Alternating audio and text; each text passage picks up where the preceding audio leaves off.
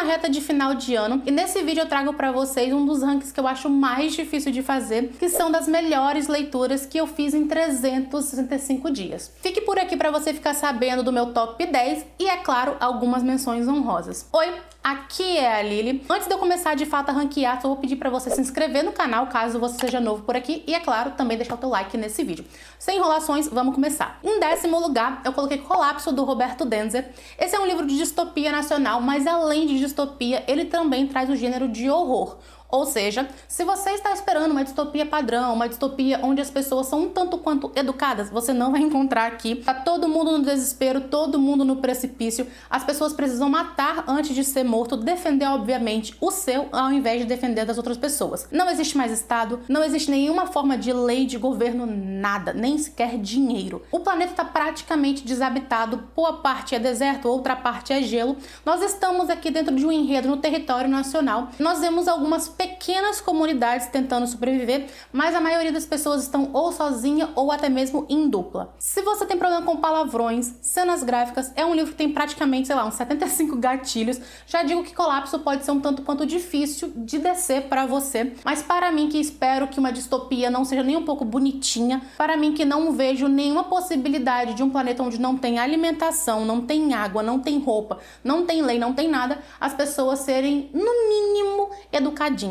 Não me cai tão bem. E é por isso que Colapso foi um choque pra mim, mas não um choque no sentido negativo, no sentido positivo da coisa, que fez eu refletir em várias questões, fez eu ficar com nojo em várias cenas e refletir logicamente como seria sobreviver em um local que praticamente tenta me matar todos os dias, não tem nada que vai me proteger e ainda eu tenho que vender o almoço, mas não tem quem compre para quem sabe comer na janta. Em 9º ficou Gideon, a Nona. Eu juro que não foi de propósito que eu coloquei Gideon em 9º lugar, já que tem a Nona na frente, mas, nossa, caiu como uma luva. Caso você não conheça Gideon, essa é uma história que vai trazer um tiquinho de space opera, tá ali intrincado, mas nós temos muito mais aqui fantasia e uma fantasia que traz neuromancia na sua base. Cara, eu não sei se você já leu muitas fantasias neuromânticas, mas eu não. E Gideon me trouxe esse frescor que eu estava precisando, já que eu estava lendo muitas histórias de fantasia durante esse ano, e esse foi o que mais se destacou como algo um tanto quanto diferente referente às outras histórias. Por que Gideon não tá um pouco mais alto? Esse é o primeiro livro de uma trilogia, na verdade uma tetralogia, né? Só que ainda só foram publicados 3. E no Brasil só foi o primeiro, afinal da novel. Cadê o segundo? Mas o 4º livro tá sendo escrito e tá para ser lançado no ano de 2025. Enfim, esse é o primeiro livro de uma saga e dificilmente eu dou tanto valor assim para um primeiro livro,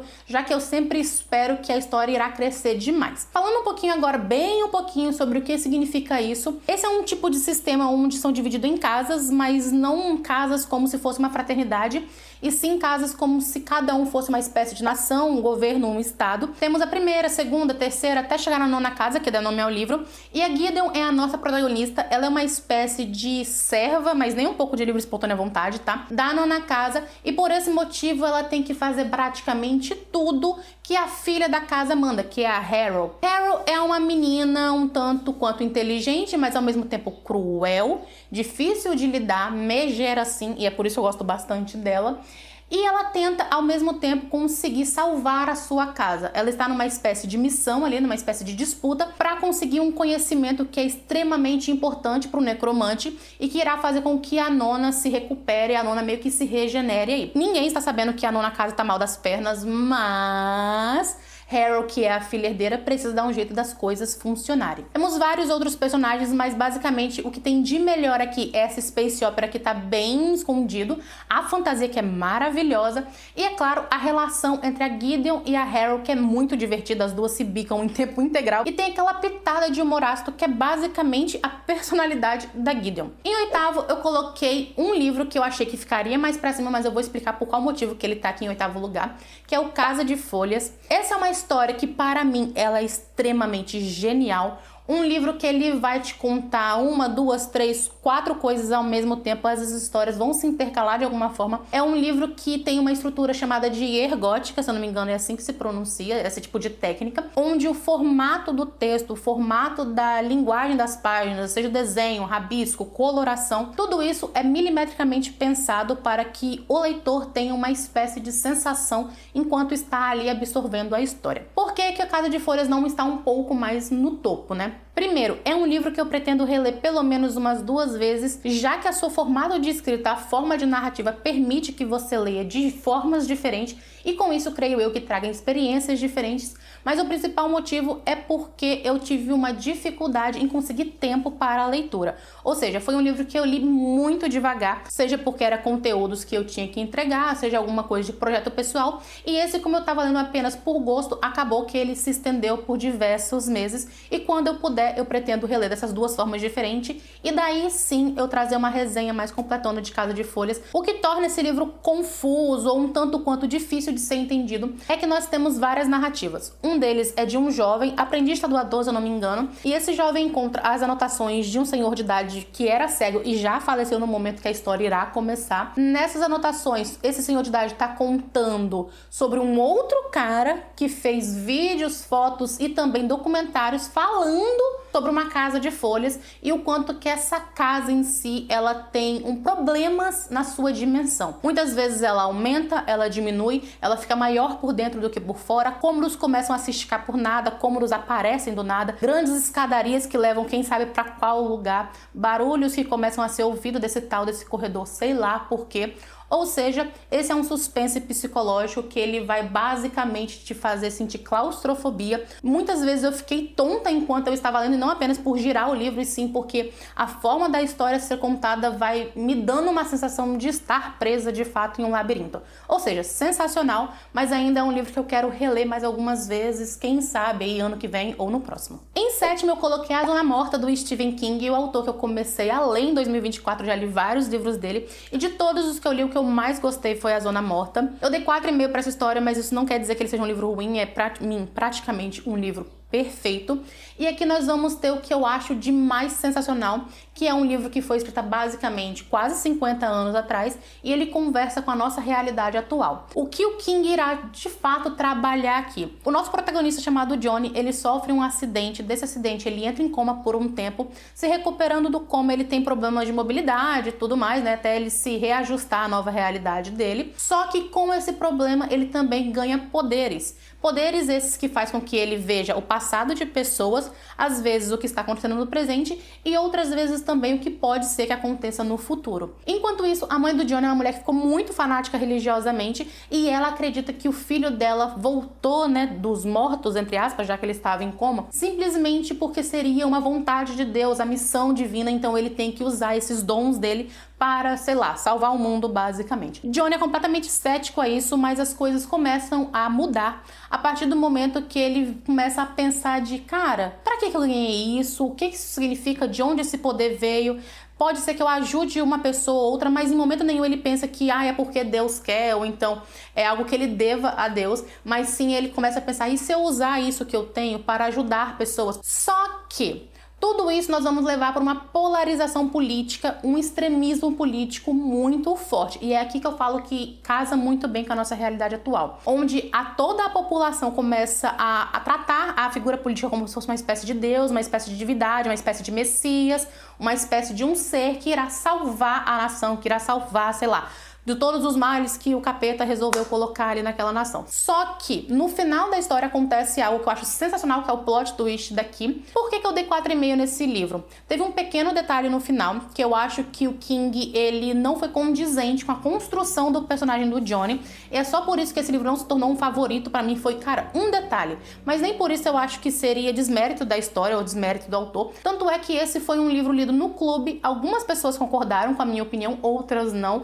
Creio eu que é mais uma questão de gosto pessoal mesmo e o que cada um vai ter como expectativa / experiência do que a história vai tratar, sabe? Não é algo ruim, mas fez com que eu tirasse meia estrela e não favoritasse a história. Na 6ª posição eu coloquei No Coração da Bruxa. Como o nome já diz, a história vai falar sobre uma bruxa, só que um detalhe que praticamente não é contado dentro da mitologia nórdica, que é a bruxa Angrboda. Quem é ela? Talvez você nunca tenha ouvido falar, talvez sim, mas é uma das esposas do Loki. Sim, Loki teve mais de uma esposa e é a mãe dos 3 filhinhos ali que participam do Ragnarok. Talvez isso daqui você já tenha ouvido falar. Foi a Hel, ou Hela, depende de como você conhece a mitologia, o Fenrir e também o Jormungand. Mas você para e pensa, nossa, nós vamos ter batalhas vikings muito épicas, pessoal indo pra guerra e tudo mais, meu Deus, escudo, barreira de escudo, navio. Não é sobre isso. Não é sobre isso. É sobre a mitologia, sobre o que aconteceu com a Angrboda, por que o Odin queimou ela não uma, não duas, mas 3 vezes, e mesmo assim ela não morreu, e toda a trajetória de vida dessa bruxa para tentar fugir do deus Odin, ao mesmo tempo que tenta achar o seu lugar naquela terra onde ela habita,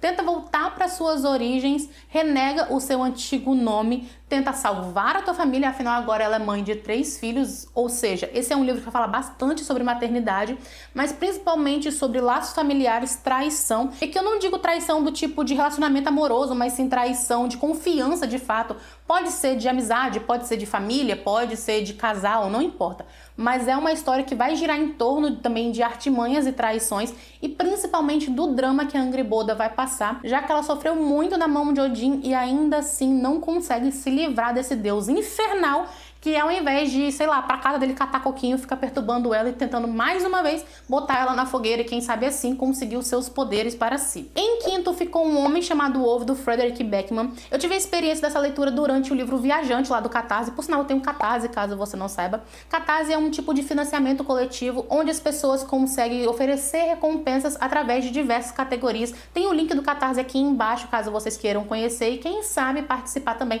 Por lá a gente tem clube de leitura, temos Buddy Read, temos encontros mensais, fazemos várias atividades, tivemos amigo secreto de final de ano e assim por diante. Tá descrito lá nas categorias. Pois então, essa história foi escolhida para o livro Viajante, já que traria um drama, mas também traria algo meio cômico, e eu acho que foi muito assertivo. Por quê? Um Homem Chamado Ove vai contar a história de um senhor de idade que está aposentado, totalmente solitário, ele não tem mais perspectiva de vida, ele não sabe mais o que faz ele acordar no dia seguinte, mas ele é ranzinza, ele gosta das coisas do jeito dele, no lugar que ele acha que é certo, na hora que ele acha que é certo e de preferência sem barulho. Ou seja, todo mundo tem um pouquinho de Ove dentro de você. Se você não gosta dos seus vizinhos botando um som muito alto porque te atrapalha, você tem um pouco de Ove. Se você repara, por exemplo, que, sei lá, o seu vizinho vem jogar lixo na frente da tua casa, sei lá por quê, você tem um pouquinho de Ove sim. Mas o que eu acho de mais maravilhoso nesse cara é que ele não é uma pessoa ruim, mas todo mundo tem uma visão de que ele é um cara extremamente rude. Por quê? Ove é um homem prático. A é A, B é B. Não cozinha ele para tentar conseguir uma informação. Pergunta diretamente o que você quer e ele vai te dar uma resposta diretamente do que ele quer. Ele não vai amaciar as palavras, ele não vai tentar comer pela beirada para quem sabe a pessoa não se ofenda. Não, ele fala seco mesmo e se alguém se ofender, problema. Ele só falou, ele nem sequer percebe que aquilo é, no mínimo, ofensivo. É uma história que ela vai trazer várias emoções, é um drama, tá? É um livro de drama falando sobre a vida desse senhor, mas que enquanto você está chorando pelo Ove, do nada acontece algo e você começa a rir. Com isso, tendo um alívio cômico ali no meio da desgraça de tudo que tá acontecendo. É uma história que eu não tava esperando gostar tanto quanto eu gostei, eu realmente me emocionei demais. No Ove eu me enxerguei em vários momentos, não apenas nessa questão do vizinho que eu comentei, mas em várias coisas eu me enxerguei no Ove, principalmente quando a gente tenta ser um pouco mais tranquila com as pessoas, mas as pessoas entendem que nós somos rudes, secos, ou seja lá o que for, isso acontece comigo direto, de tipo, de eu falar algo sério, só sério, normal, e muitas pessoas acharem que eu fui, sei lá, agressiva ou até mesmo não dei abertura nenhuma para quem sabe me der uma opinião diferente ou coisa assim, mas não é só o meu jeito de muitas vezes falar. Então nisso eu me encontrei demais dentro da história e da pessoa que o Ove é. Na quarta posição eu coloquei uma HQ, eu fiquei um pouco na dúvida de qual das duas eu iria escolher, já que eu não queria colocar livros de um mesmo autor, né? Eu não queria repetir ali a mesma autoria da história. Eu fiquei na dúvida entre Solanin e Decadência, do Asano, mas no fim das contas, quando eu parei pra pensar nas histórias, eu decidi que eu gosto mais de Decadência e é por isso que ela tá aqui nessa posição do ranking. Esse é um mangá que vai falar da vida de um mangaka que passou dos seus 30, 40 anos, está no momento da sua carreira onde ele até tem dinheiro, ele ficou super famoso, ele é um dos caras mais reconhecidos ali daquela localidade onde ele trabalha, mas ele começou a perder espaço para as novas gerações, ele começou a perder espaço para novas ideias e que a grande massa do público esperava uma coisa diferente do que de fato ele está a fim de desenhar ou uma história que ele está a fim de entregar naquele momento. O personagem personagem é um cara que ele batalhou muito pra chegar onde ele está, mas ele é extremamente soberbo, ele acha que ele é melhor que todo mundo, ele acha que a história dele é a melhor de todas, que ele é o pica das galáxias, e que quem não gosta é simplesmente porque é burro. Aí você pergunta, cara, mas como é que você gostou desse mangá? O que eu gostei não foi necessariamente a personalidade, mesmo que eu tenha gostado, tá? Eu gosto de personagens que não são bonzinhos de fato, eles são meio acinzentados, que ele tem problemas. Isso não quer dizer que eu quero essa pessoa na minha vida, não é isso, mas creio eu que uma história que traz personagens problemáticos faz com que tudo fique um pouquinho mais enriquecedor pra gente refletir sobre. Por esse motivo, eu escolhi Decadência em detrimento de Solanin, já que aqui nós temos coisas muito mais pesadas, tem gatilho sim, tem cenas um pouquinho explícitas, e a gente percebe que no meio disso tudo, na decadência da sua carreira, né, ela está decaindo, ele é um cara que não tem mais espaço pra lançar os seus mangás, ele não tem nem ideia para desenhar os seus próximos mangás, ele encontra na arte um único meio de escape para falar de algo que ele está sentindo naquele momento, já que ele está meio que batalhando contra uma depressão profunda que ele está passando nesse momento. Colocar algo dentro de uma história, contar uma história, não quer dizer que as pessoas irão receber, irão interpretar exatamente da maneira que o autor daquela obra acha que deve ser interpretado. Isso também é algo um tanto quanto frustrante para esse mangaka. Decadência não é bonitinho, não é perfeitinho, o personagem também não é. E é isso que eu acho que o Asano traz de melhor aqui, já que nós temos uma pessoa nem um pouco boa, mas que ao mesmo tempo não é também nem um pouco feliz. Chegamos no top 3, lembrando que no final ainda vão ter algumas menções honrosas. Em terceiro lugar, eu coloquei Intermezzo da Sally Rooney, que é de fato agora uma das minhas autoras favoritas. Esse é um livro que vai falar sobre luto, sobre drama. Eu já falei bastante sobre ele em alguns outros vídeos. Dando uma pincelada, é uma história que vai falar sobre dois irmãos, um mais velho e um mais novo, que estão enfrentando o luto, já que o pai dos dois faleceu. E eles não conseguem se entender, eles não conseguem enxergar que o outro também está sofrendo de algo. São dois irmãos que se amam sim, mas que não se gostam. Eles não conseguem conviver e nem sequer estar na presença um do outro sem que comece uma briga, seja lá por quê. Intermezzo vai falar sobre luto e depressão, fortemente sobre depressão e sobre pessoas que estão pensando muito como tirar a própria vida. Se você tem gatilho com isso, eu não aconselho ler Intermezzo. Eu fiz uma resenha sem spoiler dele, onde eu falo muito mais sobre essa história e muito mais do porquê que a escrita da Sally Rooney é sensacional e ela faz drama como ninguém. É um livro que vai falar sobre o cotidiano desses dois personagens e vai fazer com que a gente se sinta... Cara, ao mesmo tempo que nós sentimos raiva de um deles, nós sentimos pena, nós queremos acolher e nós entendemos o porquê que a cabeça desses dois está tão ferrada. Vou deixar aqui nos cards a resenha sem spoiler de Intermezzo, caso você ainda não tenha lido esse livro e você queira saber do que se trata ou você queira saber minha opinião sobre, dá uma olhadinha lá nos cards. Em penúltimo lugar ficou Perdido em Marte. Como o nome já diz, tem uma tripulação que vai pro planeta Marte e um desses carinhas acaba ficando perdido no planeta. Só que durante toda essa jornada ele tem que dar um jeito de conseguir comida, conseguir água, conseguir sobreviver de alguma forma e quem sabe conseguir comunicação com a NASA aqui na Terra pra falar, galera, ó, vocês me largaram aqui, eu tô vivo, sabe? Você pensa, nossa, vai ser um livro depressivo, nós vamos ficar vendo esse astronauta definhando mentalmente, já que ele não tem ninguém pra conversar. Não, é um sci-fi engraçado. A todo momento que você pensa, meu Deus, se fosse eu já não teria motivo pra acordar amanhã. Ele volta e faz uma piadinha, sei lá por quê, é o jeito dele lidar com a depressão, dele lidar com o desespero de estar sozinho. E em vários momentos também nós temos cenas emocionantes, já que ele tenta se fazer de uma pessoa centrada, uma pessoa que está ali alegre, está feliz, mas pequenas coisinhas acabam atingindo ele de uma certa forma, onde faz a gente pensar, mano, que foda que deve ser você estar vivendo num lugar, tentando sobreviver a qualquer custo, sabendo que o planeta não foi feito para que você viva ali, né? Você não foi feito pro planeta, na verdade. E vendo que qualquer mínima coisa que dê defeito, pode ser que as coisas literalmente vão para os ares. Como tudo termina, não irei contar para não dar grandíssimos spoilers, mas foi um livro que eu dei 5 estrelas, eu favoritei, eu gostei demais da escrita desse autor. E em janeiro eu irei ler junto com o Clube Devoradores de Estrelas, foi o livro que mais ganhou votos, ou seja, a galera também tá bem voltada pro sci-fi por lá. E em primeiríssimo lugar Caso você esteja aqui no canal há um tempo, pode perceber que, nossa, tem uns 2 ou 3 livros que ela falou tanto que não estão aqui. Pois é, roubei. No top 1 vão ter 2 livros. Por quê? Porque eu não consegui escolher. Vai fazer sentido a ordem que eu vou falar aqui? Qual gostei mais, qual gostei menos? Não. Então os 2 no mesmo patamar de primeiro lugar. Um deles é O Assassino do Rei, da Robin Hobb. É o segundo volume dessa trilogia e, cara, caso vocês tenham visto a live da Suma esses dias,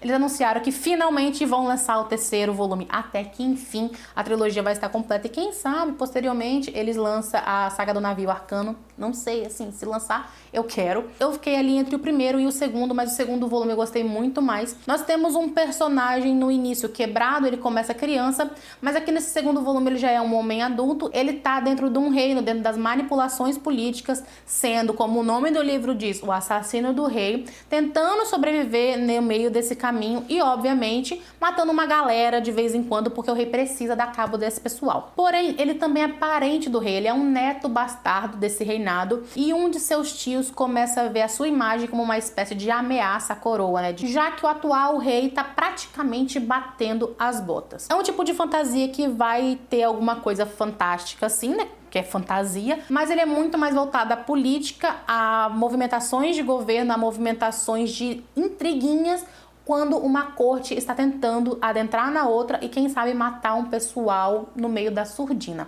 Se você não conhece nada sobre a Saga do Assassino, eu vou deixar alguns vídeos aqui nos cards, porque eu falei sobre ele em diversos vlogs de leitura, em últimas leituras, expectativas e assim por diante. Já o outro que está no primeiro lugar, logicamente vai ter Brandon Sanderson nessa lista. Eu estou falando de O Herói das Eras, é o último volume da trilogia, da primeira era de Mistborn. Cara, o que acontece nesse livro, ele, sim, me deixou de queixo caído. Eu não acreditava que o Brandon ia ter a pachorra de fazer o que ele fez.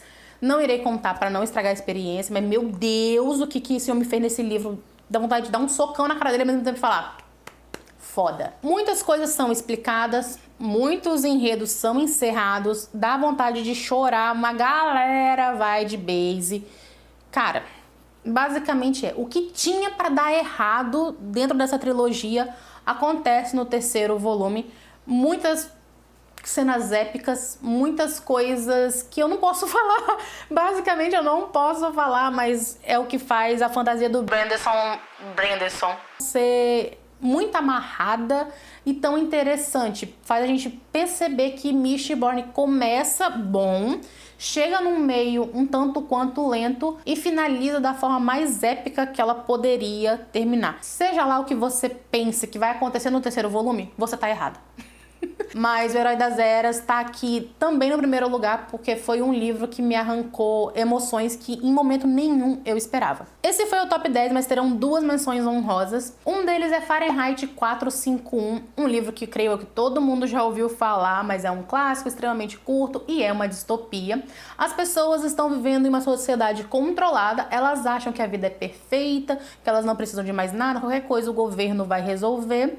Mas a comunicação sem ser controlada pela grande mídia não é permitida, livros precisam ser queimados e as pessoas não vão mais às escolas, elas não são mais detentoras de conhecimento e elas não têm direito de querer ter esse conhecimento. É terminantemente proibido por esse estado. Até que um personagem, claro, sempre tem que ter alguém, começa a se questionar se aquilo realmente está certo, se as coisas deveriam ser desse jeito ou não. E é um livro que vai trazer a perspectiva desse personagem principal, mas ainda assim faz a gente pensar muito o quanto que a liberdade está ameaçada todos os dias, o quanto que alguém pode só meter um loucão do nada e quem sabe a gente está numa espécie de governo completamente controlado, né?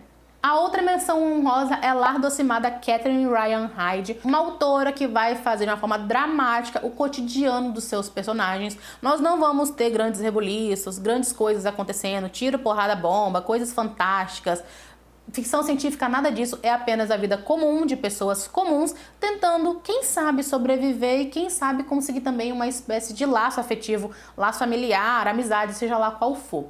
Em Lar Docimar, propriamente dito, nós temos uma senhora de idade, aposentada, sem dinheiro e que não está conseguindo nem sequer pagar o seu aluguel. E o único meio que ela está vendo de sobreviver é abandonar onde ela mora e fazer com que a sua van se torne a sua casa. Exatamente.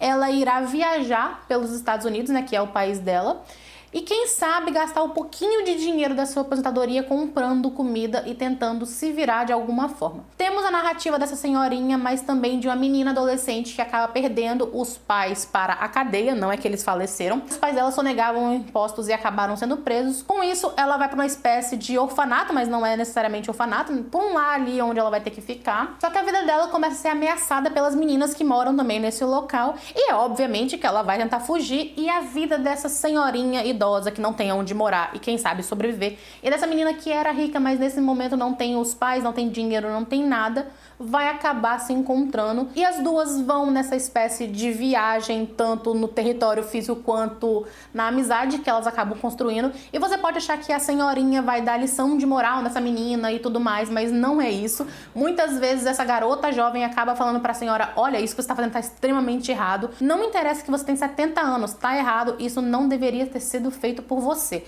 É uma relação um tanto quanto diferente, mas que ainda assim traz muitas coisas pra gente pensar do que nós fazemos na nossa própria vida, como nós tratamos as nossas finanças, o nosso trabalho e o que irá acontecer com a gente na velhice também. E esses foram os melhores, dentre todos os melhores livros que eu li nesse ano de 2024. Eu ainda tenho 4 leituras em andamento, vou deixar a capa dos livros aqui. Pode ser que eu finalize algum deles esse ano? Pode ser, mas vou fingir demência e jogar pra 2025. Deixa aqui nos comentários quais foram os melhores livros que você leu esse ano. Quem sabe algum deles eu ainda não tenha lido e me desperte interesse de conhecer. Obrigada por ter assistido até aqui. Não esquece de se inscrever no canal e deixar o teu like. Beijo e vejo vocês no próximo vídeo.